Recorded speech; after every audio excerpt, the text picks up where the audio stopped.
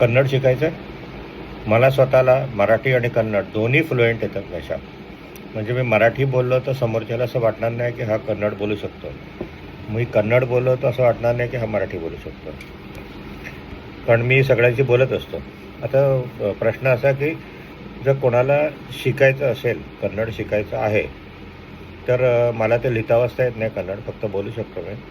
जर शिकायचं असेल तर आजपासून मी सिम्पल जे रोजच्या वापरात जे शब्द असतात ते पाहिजे मी व्हिडिओमध्ये या टाकेन सगळे, म्हणजे शिकवायचा प्रयत्न करेन. आणि दुसरं आहे, समजा आपण कधी कर्नाटकमध्ये गेलो, जायचा प्रसंग आला तर तिकडे थोडंसं छोटं मोठं जरी कन्नड आलं, ही बस कुठे जाते, हे कुठचं स्टेशन आहे, असं सगळं लहान लहान जरी आपल्याला अशी वाक्य यायला लागली ना, तरी पण खूप आहे. चांगलं वाटतं त्या लोकांना पण. आपली एक भाषा शिकलेली काय वाईट, ना एक भाषा शिकायची कधी पण चांगली असते.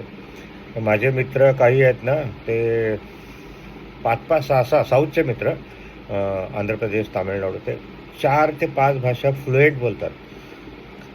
साऊथच्या भाषा सगळ्या, म्हणजे तेलुगू, तमिळ, कन्नडमध्ये ते परत अजून एक तुळू येते, मल्याळम, 5-5, 6 भाषा एकदम फ्लुएंट.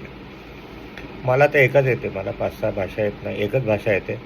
आणि तेलुगू कधी कधी मी शिकायचा प्रयत्न करत असतो, पण जास्त इथे काय एवढं उपयोग नाही, म्हणून मग मी जास्त शिकायचा प्रयत्न करत नाही तेलुगू. थोडे थोडे शब्द समजतात मला.